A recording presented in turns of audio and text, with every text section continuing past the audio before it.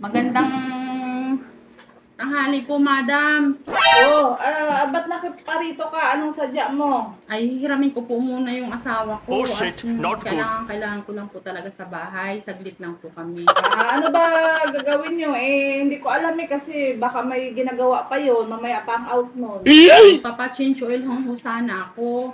Ay, kailangan ko lang talaga ho ngayon. Kahit po mga 2 hours lang po. Babalik ko din po siya. Sige, wait lang ha. Papatawag ko. Sige po, salamat. Hello? Pwede pa suyo kay Dudong. Pakitawag, sabihin nyo kailangan ko dito siya sa opisina ngayon sige.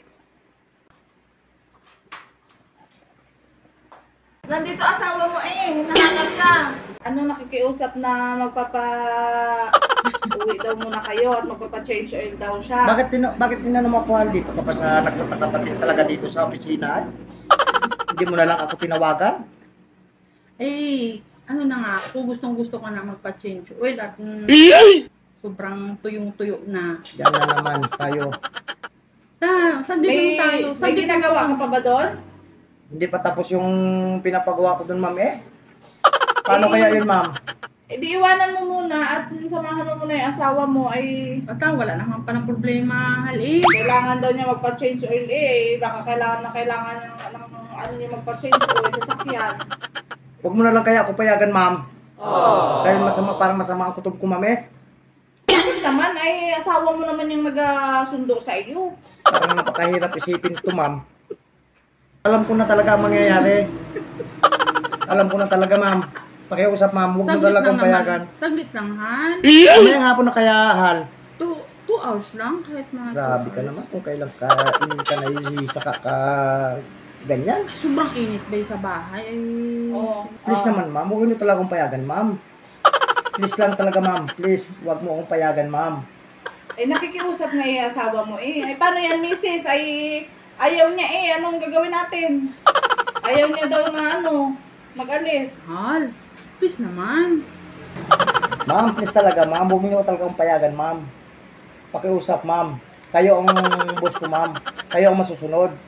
Sana naman, ma'am, yung mga ginugusto niya, ma'am, huwag niyo sundin. Pakiusap lang, ma'am.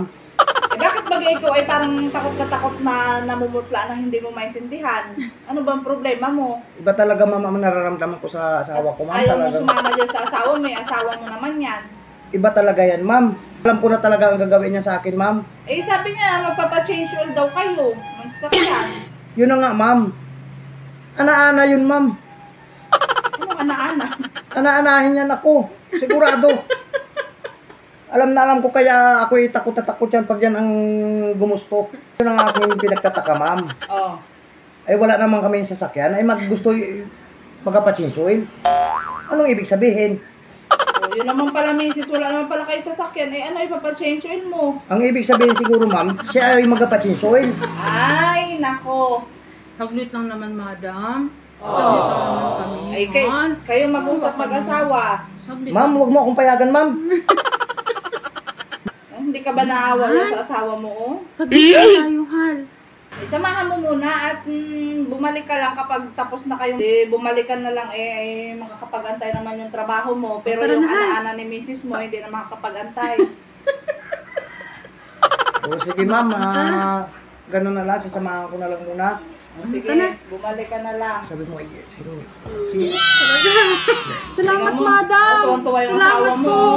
Sige. Tara na, mabilis tayo nakadulog. Siya naman, mamay, tuwan-tuwa. Dali Ako na, naman para ay takot-takot. makabalik agad tayo. Tara. Dalian na. At bukas na tayo Madali naman, makakain muna ako ng tubig. Naku naman, alam mo na Iinom mo lang ng tubig, ay nagmamadali ka nga. Sobrang ano ka na. Grabe ka naman Iinom mo lang ako ng tubig. Sobra ka na rin.